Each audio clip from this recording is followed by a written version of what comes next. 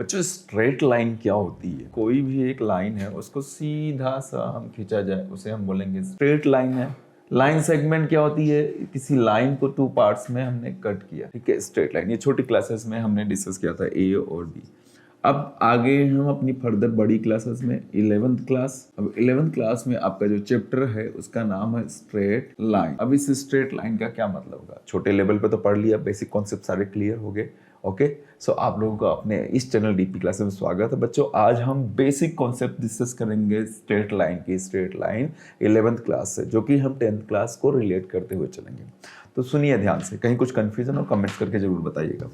क्या होता है कि हमने 10th क्लास में, याद हो 10th क्लास के अंदर, ठीक है, इसको 10th से रिलेट करके फिर 11th लाऊंगा, जिससे आपको ऐसा नहीं लगेगा कुछ नया हो रहा है। एक चैप्टर हुआ करता था थर्ड चैप्टर में, pair of linear equation two variable. उसमें अंदर हम पढ़ते थे ax plus B Y plus C, a1x plus b1y plus c1 is equal to 0, और दूसरा a2x plus b2y plus c2 equal to 0।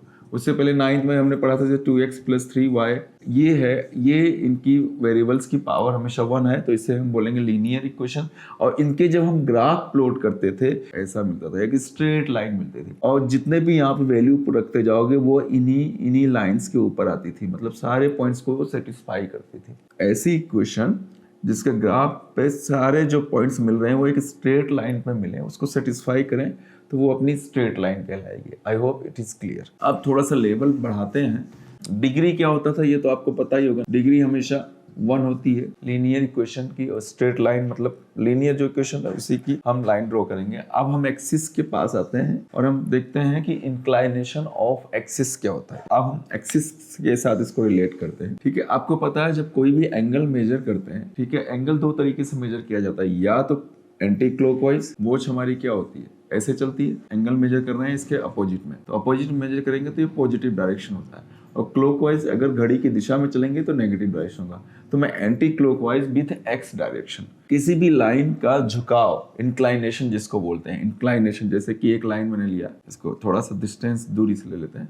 ये जैसे सपोज मैंने लिया, ये एक लाइन होगी, इस लाइन का ये एक्स अपना हो गया, X O X dash axis, Y O Y dash axis. तो किसी भी लाइन का, जैसे इस लाइन को मैंने एल नेम दिया, ठीक है, एक्स एक्सिस के साथ जो झुकाव होता है, इंक्लाइनेशन होता है, जैसे एक्स एक्सिस के साथ जो पॉजिटिव डायरेक्शन में जो एंगल बना रही है उसको हमने थीटा बोला, उसको बोलते हैं inclination with x axis. Inclination on x axis with positive direction. Angle measure कैसे कर रहे हैं? पॉजिटिव डायरेक्शन में, ठीक है। स्लोप हम बात करेंगे स्लोप की। स्लोप से पहले इंक्लाइनेशन क्या होता है ये पता होना चाहिए। ये हमारी X O X dash, Y O Y dash, ये कहलाता है कोऑर्डिनेट प्लेन। तो कोऑर्डिनेट एक्स वाई प्लेन के साथ कोई लाइन 2 एंगल फॉर्मेट करती है, 2 एंगल फॉर्मेट करती है किसी भी एक्सिस के साथ। जैसे एक्स एक्सिस को हम लेकर चल रहे हैं, क्योंकि हम स्लोप की जब बात करेंगे, स्लोप की, तो एक्स एक्सिस के साथ हम इंक्लाइनेशन चेक करेंगे। तो एक्स एक्सिस के साथ या कोऑर्डिनेट एक्सिस के साथ कोई लाइन 2 एंगल्स मेजर कर रही है, और वो दोनों एंगल्स का सम क्या होता है? सप्लीमेंट्री। सप्लीमेंट्री एंगल आप अच्छे से समझते हैं, ठीक है। Sum of 2 angles is equal to 180 होना चाहिए। 2 एंगल्स सम, जैसे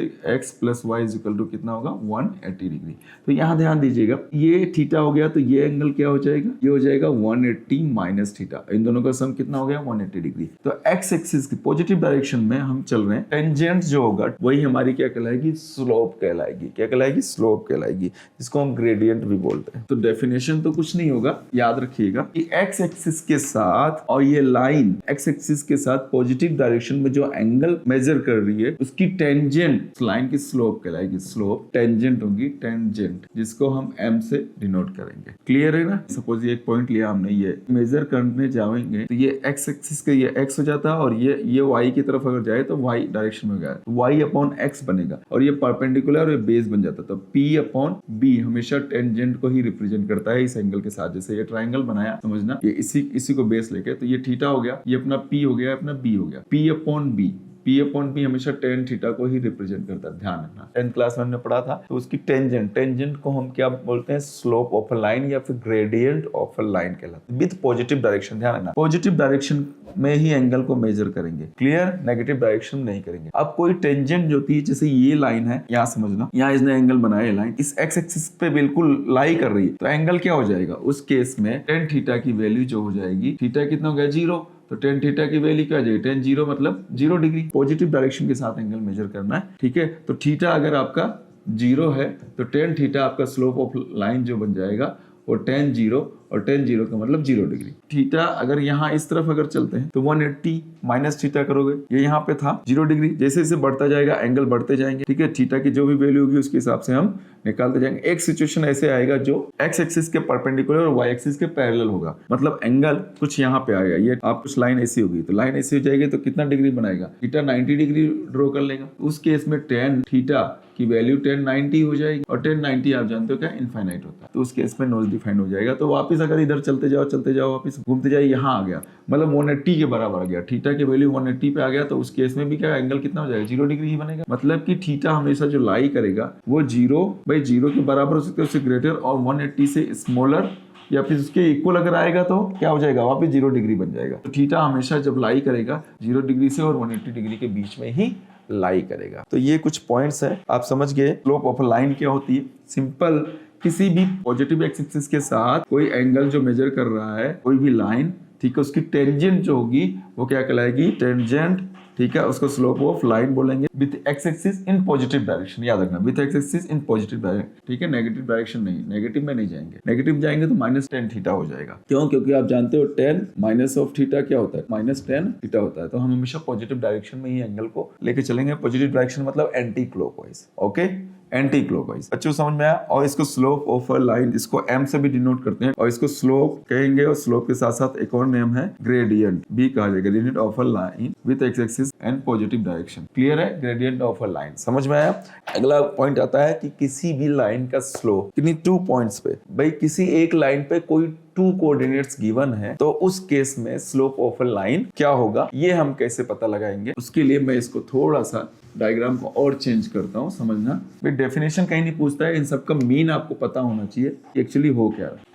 ये हो गया, ये एक लाइन होगी, ठीक है, इस पे कोई 2 पॉइंट्स हैं, एक पॉइंट ये हो गया, सपोज एक पॉइंट ये हो गया, तो इसको हमने P नाम दिया, तो नेम हमने Q दे दिया, ठीक है, PQ। इसके कोऑर्डिनेट x1, y1 है, और इसके कोऑर्डिनेट x2, y2 है। x1, y1 का मतलब ये यहाँ इसके, अब टेंजेंट ये थीटा बना, एंगल थीटा बना रहा है। अब यहाँ से यहाँ तक की डिस्टेंस कितनी हो जाएगी, x1 इस पॉइंट तक। अब इस पॉइंट को हम लेकर चलें तो इसकी डिस्टेंस यहाँ से कितनी हो जाएगी, x2। सेम सिचुएशन y के साथ अगर चलो तो ये वाला जो डिस्टेंस हो गया ये y1, ये वाला जो डिस्टेंस हो जाएगा ये y2 हो जाएगा। अब ध्यान से एक चीज और समझना, x एक्सिस के पैरेलल में चल रहा हूँ, तो यहाँ पे ज्वाइन करता हूँ। सपोज ट्राइंगल ड्रॉ कर रहा है, जैसे ये वाला ट्राइंगल ड्रॉ किया ना, टेन थीटा यहाँ पे तो फिक्स है, आपको पता है, लेकिन इन दोनों पॉइंट्स को लेके चल रहा हूँ मैं, P और Q को। इस पॉइंट को हम तो सपोज R नाम दे रहा हूँ मैं, R, M नाम दे दो, M, और इन दोनों को भी कुछ नेम लेना चाहो तो ले सकते हो, कोई इशू नहीं। देखो ये थीटा तो ये भी थीटा, ये 90 डिग्री बन रहा है और ये भी 90 बन नहीं रहा है, तो दोनों सिमिलर ट्राइंगल हो गए। इनके बीच की जो डिस्टेंस होगी वो क्या निकलेगी, ये पूरा डिस्टेंस, इनके बीच का डिस्टेंस मतलब यहाँ से यहाँ तक की डिस्टेंस,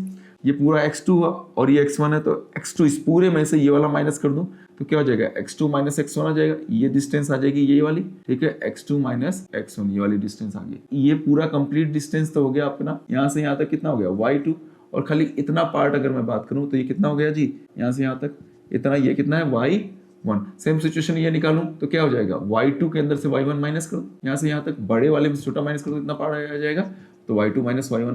तो इस डायग्राम को मैं यहाँ थोड़ा सा और बड़ा ले लेता हूँ, ये समझना आपके समझने के लिए, ठीक है। 90 डिग्री ये अपना थीटा हो गया, ये हो गया मेरा x2 माइनस x1, और ये हो गया मेरा y2 माइनस y1। हमारा टॉपिक क्या है, 2 पॉइंट्स पे on a line, 2 point, slope of a line on a 2 points, slope of a line. ध्यान रखना ये जो टॉपिक चल रहा है, slope of a line, 2 coordinates lies of any point on the line, line के ऊपर कोई 2 पॉइंट्स हो और 2 कोऑर्डिनेट्स हो, उस केस में हमारा स्लोप क्या होगा। तो ये डायग्राम बनाया हमने, तो ये हमारा x2 माइनस x1 है, y2 माइनस y1, इसकी हेल्प से आ गया।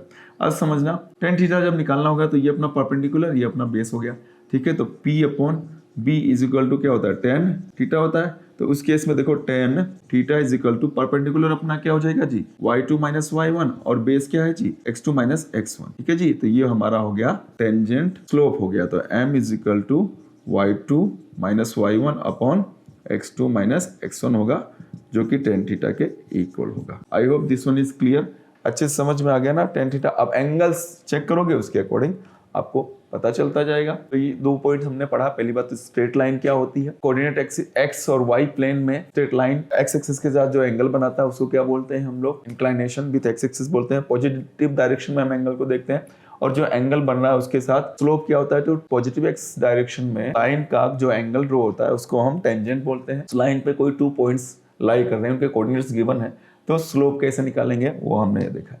क्लियर, ये था बेसिक। अब इसके आगे हम फर्दर अगली क्लास में और डिटेल में जाएंगे, कंपोनेंट्स को पढ़ेंगे। सो आज का लेक्चर कैसा लगा, पसंद आया तो लाइक करो और अपने दोस्तों को शेयर करो, बिकॉज अब ये बेसिक है, 10th से 11th में आएगा, थोड़ा सा टफ लगेगा, बट डोंट वरी, जैसे जैसे इसके फैमिलियर होते जाओगे आपके लिए ईजी हो जाएगा। Okay, all the best, take care.